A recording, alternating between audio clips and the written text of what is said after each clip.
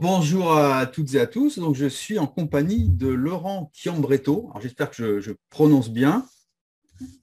Très bien, Vincent. Parfait. Et je vais rapidement te présenter par rapport à mes lecteurs qui ne te connaîtraient pas encore. Donc, tu es prof de tennis, tu es directeur technique d'un club, je crois, directeur sportif.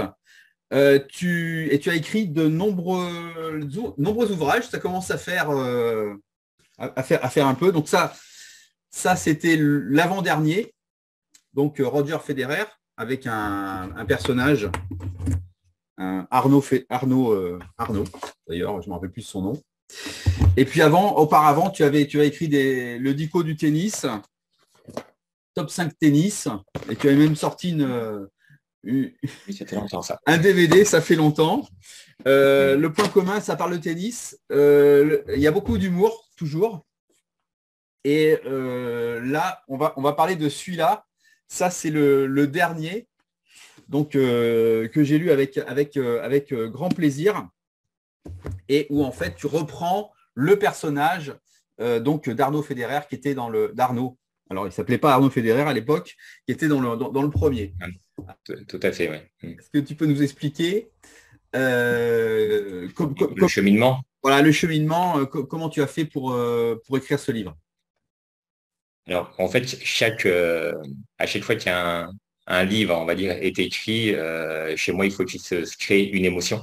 Une émotion, quelque chose qui me donne envie.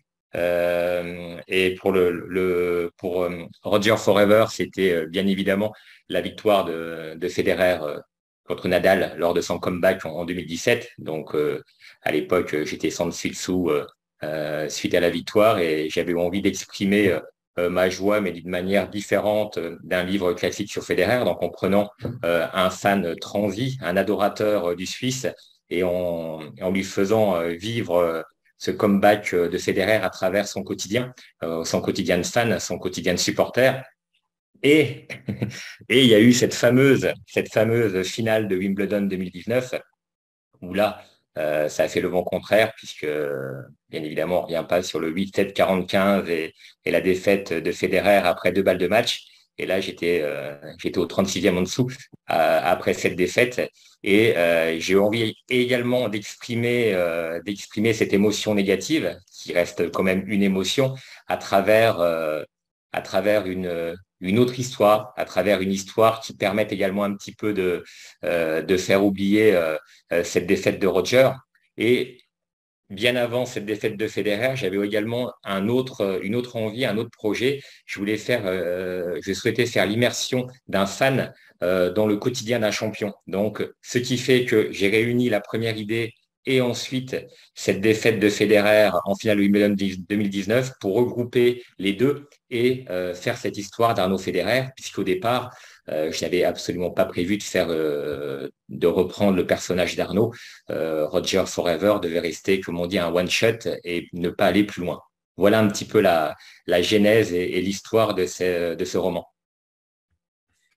Alors, donc cette histoire, donc cette défaite de 2019 a eu des grosses répercussions sur la vie d'Arnaud, un cataclysme même, hein, on peut dire. Donc voilà, il a perdu son boulot, il avait une activité d'entraîneur dans un club, ça n'a pas marché, puis son couple a explosé. Et puis, en fait, le livre, l'histoire vraiment démarre à partir du moment où il fait une soirée au club, il boit un peu trop et il se réveille justement dans la peau de Roger Federer.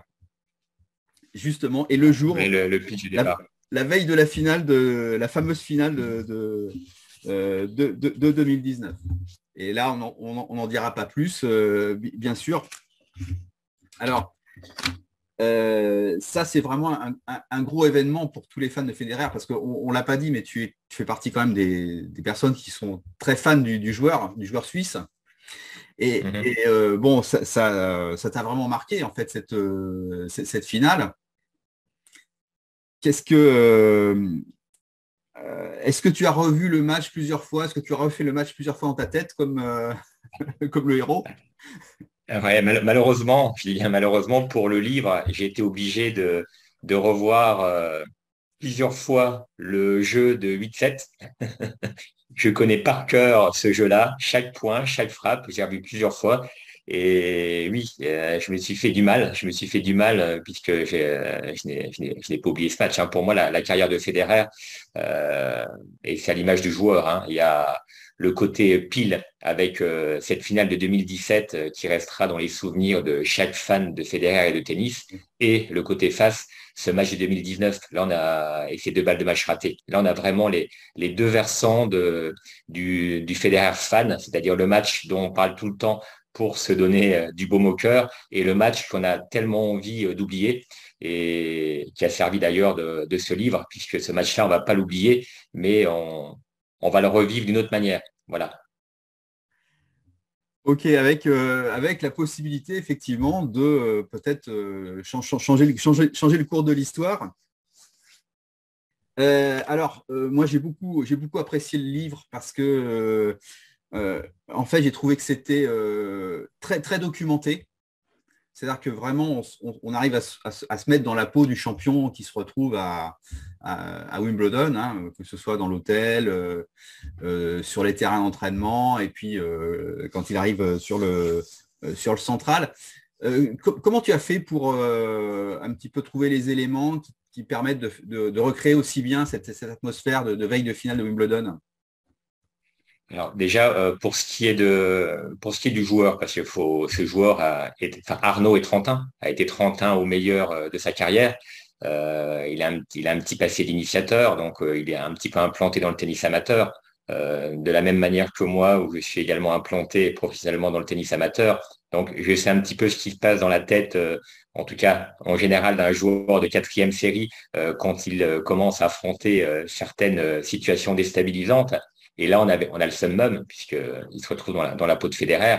Donc, il y avait déjà cette part du joueur amateur qui se retrouve dans la peau d'un champion et en plus de son idole. Et pour ce qui est de Wimbledon, il y a eu en effet une documentation assez poussée. Donc déjà, personnellement, je ne suis jamais allé à Wimbledon, donc il fallait quand même, pour que ça colle à la réalité, le maximum d'informations. Donc les informations ont été prises auprès des journalistes de la RTS, qui suivent Federer depuis 20 ans, que je connais, donc qui m'ont vraiment donné les détails du lieu, du site, là où les joueurs vont s'entraîner. Également, les partenaires d'entraînement de Federer, la veille de la finale et le matin de la finale, sont strictement les mêmes que dans la réalité. Je fais intervenir également un préparateur mental dans le livre, avec une personnalité particulière, mais dans les exercices, j'ai Alexandre Sokolovski qui, dans la vie, est enseignant, préparateur mental et préparateur physique, avec lequel on a pas mal dialogué autour du sujet, et voilà, qui m'a donné quelques enseignements pour des quelques exemples, et j'ai pris ceux qui me paraissaient les plus adaptés et les plus rigolos également à mettre à mettre à l'écrit. J'ai également un physio qui est Fabrice Nocera, qui s'occupe en ce moment de l'équipe de Serbie de basket, qui m'a donné pas mal d'exercices d'entraînement pour l'échauffement avant le match, et tout ce qui s'ensuit.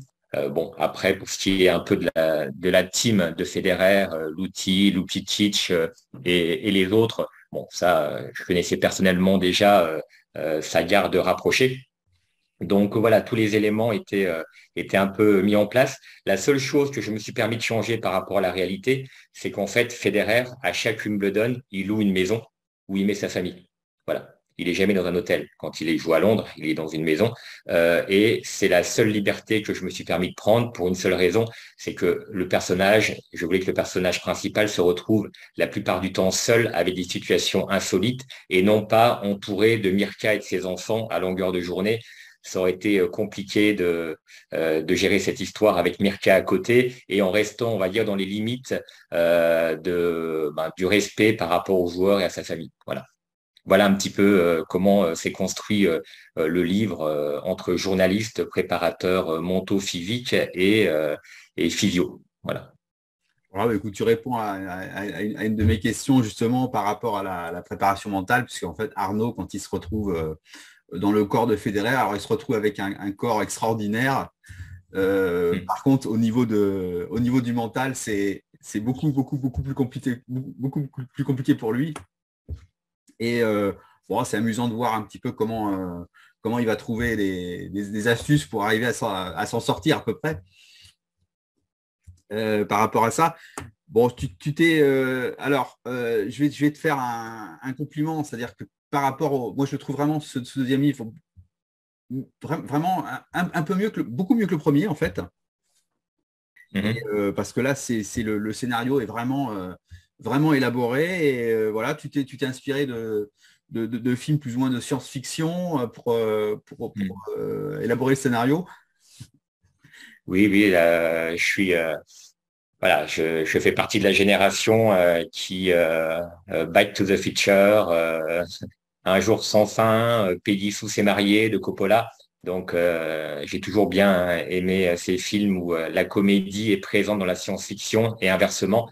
Et ça a été, c'était un kiff total de l'écrire. Bon, bien évidemment, c'est toujours une douleur parfois d'écrire et de sortir l'inspiration, mais en général, j'ai pris beaucoup de plaisir pour l'écrire.